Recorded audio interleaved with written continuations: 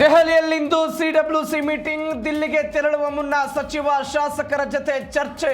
High ಅಂಗಳದಲ್ಲೇ ನಡೆಯುತ್ತಾ ಕುರ್ಚಿ ಚರ್ಚೆ.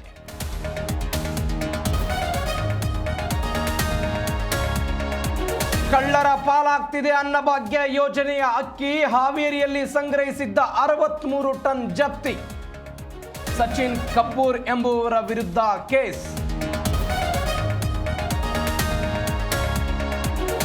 ಮೈಸೂರು ಅರಮನೆ ಬಳಿ ಸ್ಫೋಟಕ್ಕೆ 3ನೇ ಬಲಿ. ಚಿಕಿತ್ಸೆ ಫಲಿಸದೆ ಬೆಂಗಳೂರಿನ ಲಕ್ಷ್ಮಿ ಸಾವು.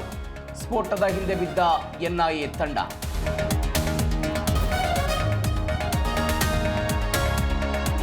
ದರ್ಶನ್ ಪತ್ನಿಗೆ ಅಶ್ಲೀಲ ಸಂದೇಶ ಪ್ರಕರಣ. ಕೆಟ್ಟ ಕಮೆಂಟ್ ಕಳಿಸೋರಿಗೆ ಸಲಗ ವಾರ್ನಿಂಗ್. ಹೆಣ್ಣು ಮಕ್ಕಳನ್ನ ಗೌರವಿಸಿ ಎಂದ ದುನಿಯಾ ವಿಜಯ್.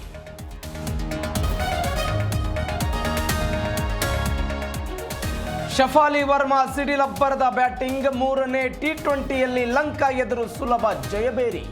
ಭಾರತ ಮಹಿಳೆಯರಿಗೆ ಒಲಿದ ಸರಣಿ.